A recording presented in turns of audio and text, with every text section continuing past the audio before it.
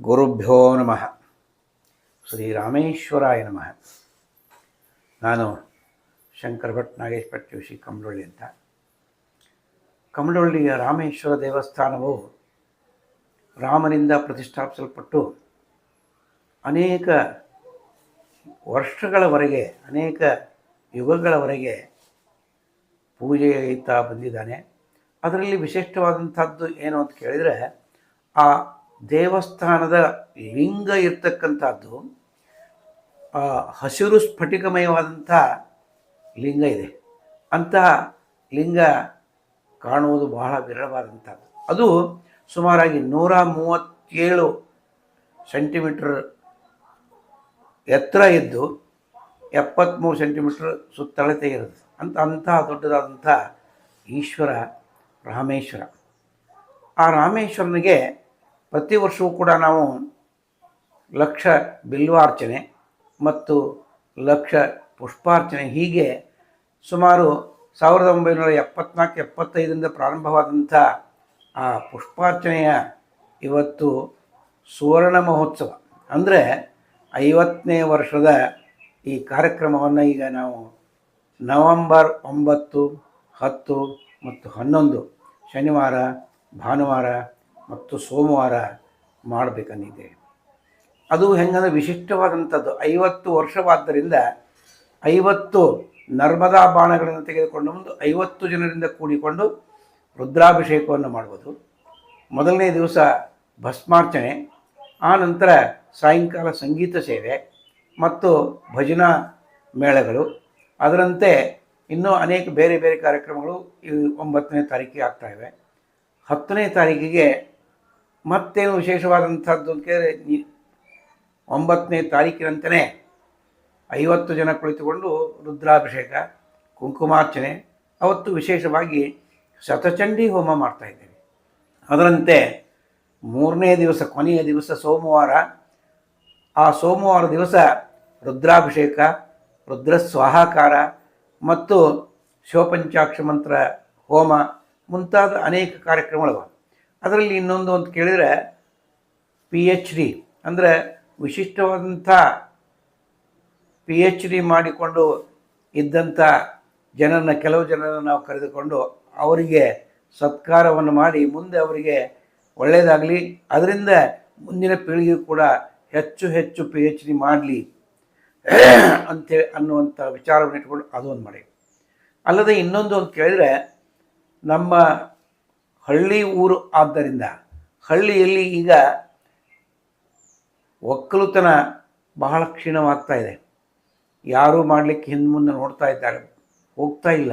ಆದ್ದರಿಂದ ಅವರಿಗೆ ಪ್ರೋತ್ಸಾಹಿಸಬೇಕಂತ ಕೆಲವು ಜನ ರೈತರನ್ನು, ವಿಶಿಷ್ಟವಾದಂಥ ಕೆಲವು ಜನ ರೈತರನ್ನು ಕರೆದು ಆ ರೈತರನ್ನು ಕೂಡ ಸನ್ಮಾನ ಮಾಡಿ 50ನೇ ವರ್ಷದ ಈ ಸುವರ್ಣ ಮಹೋತ್ಸವವನ್ನು ಅತ್ಯಂತ ವಿಜೃಂಭಣೆಯಿಂದ ಮತ್ತು ಅಷ್ಟೇ ಶ್ರದ್ಧೆಯಿಂದ, ಭಕ್ತಿಯಿಂದ, ಸಂಗೀತ ಸೇವೆ, ಅಲ್ಲದೆ ಇನ್ನೊಂದು ವಿಶಿಷ್ಟ ಅಂತ ಕೇಳಿದರೆ ರಾಮ ಪಟ್ಟಾಭಿಷೇಕ.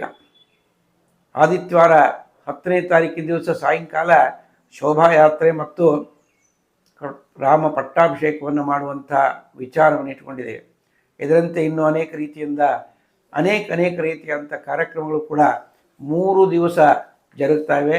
ನವೆಂಬರ್ 9, 10, 11 ಮತ್ತು ಶನಿವಾರ, ಭಾನುವಾರ ಮತ್ತು ಸೋಮವಾರ.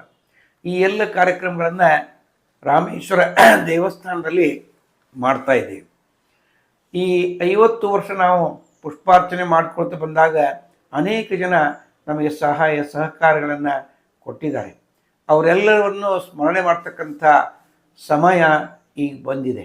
ಆದ್ದರಿಂದ ನಾವೆಲ್ಲರೂ ಕೂಡಿ ಆ ಶ್ರೀರಾಮೇಶ್ವರನ ಒಂದು ಸೇವೆಯನ್ನು ವಿಶಿಷ್ಟವಾಗಿ ಮಾಡೋಣ. ಇನ್ನೊಂದು ಅದರಲ್ಲಿ ಮತ್ತೊಂದು ಇಟ್ಕೊಂಡಿದೆ ಅಂದರೆ, ಸುವರ್ಣ ಮಹೋತ್ಸವವಾದ್ದರಿಂದ ನಾವು ಕೂಡ ಸುವರ್ಣ ಮಹೋತ್ಸವದ ಏನೋ ನೆನಪಿರಬೇಕು ಅನ್ನುವಂಥ ಒಂದೇ ಒಂದು ದೃಷ್ಟಿಯಿಂದ, ಅಲ್ಲದೆ ನಾವು ಕಾರ್ಯಕ್ರಮವನ್ನು ಪ್ರತಿ ವರ್ಷ ಮಾಡುವಾಗ ಶ್ರಾವಣದಲ್ಲಿ ಮಾಡ್ತಾಯಿದ್ವಿ. ಶ್ರಾವಣದೊಳಗೆ ಮಳೆ ಆಗ್ತಾಯಿತ್ತು. ಆ ಮಳೆ ಆಗೋದ್ರಿಂದ ನಮಗೆ ಕೆಲವು ತೊಂದರೆಗಳಾಗ್ತಾಯಿತ್ತು.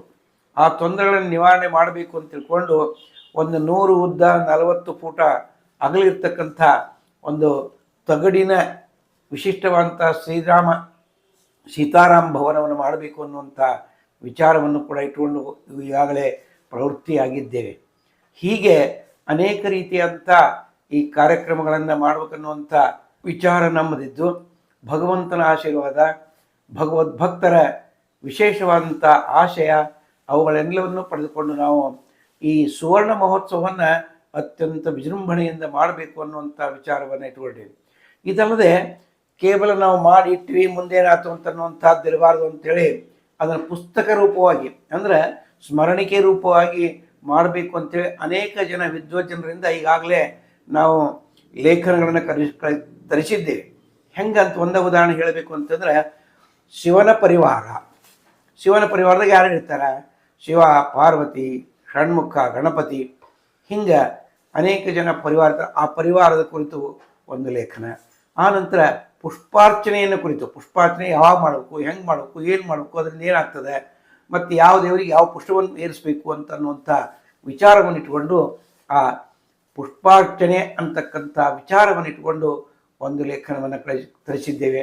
ಅದರಂತೆ ಇನ್ನೂ ಬಿಲ್ವಾರ್ಚನೆಯನ್ನು ಯಾಕೆ ಮಾಡಬೇಕು, ಬಿಲ್ವಾರ್ಚನೆಯನ್ನು ಶಿವನಿಗೆ ಯಾಕೆ ಅರ್ಪಣೆ ಮಾಡಬೇಕು, ಏನು ಅಂತನ್ನುವಂಥ ವಿಚಾರವನ್ನು ಇಟ್ಟುಕೊಂಡು ಅದು ಕೂಡ ಈಗ ಪ್ರಗತಿಯಲ್ಲಿ ಬಂದಿದೆ. ನಮಗೆ ಲೇಖನಗಳು ಬಂದಿದೆ, ಸುಮಾರು 18 ಲೇಖನಗಳು ಈಗಾಗಲೇ ಬಂದಿದ್ದೀವಿ. ಇನ್ನೂ ಕೆಲವು ಯಾರಾದರೂ ಲೇಖನಗಳು ಕಳಿಸಿದರೆ ಕಳಿಸಬಹುದು.